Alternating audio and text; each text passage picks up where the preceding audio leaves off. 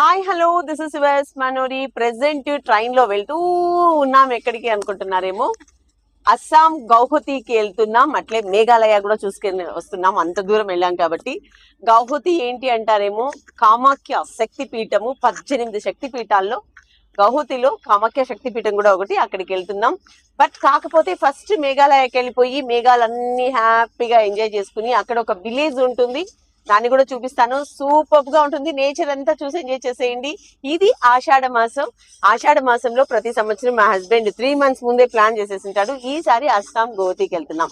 చూసి ఎంజాయ్ చేసేయండి. మా రెండో ఆడబిడ్డ రమ, మా పెద్ద ఆడబిడ్డ కోమ్లా, మా హస్బెండ్ వాళ్ళ అమ్మ అంటే మా ఓన్ అత్తయ్య, అండ్ మా చిట్టి సఖి. ఇది నాకు కూతురు లాంటిది.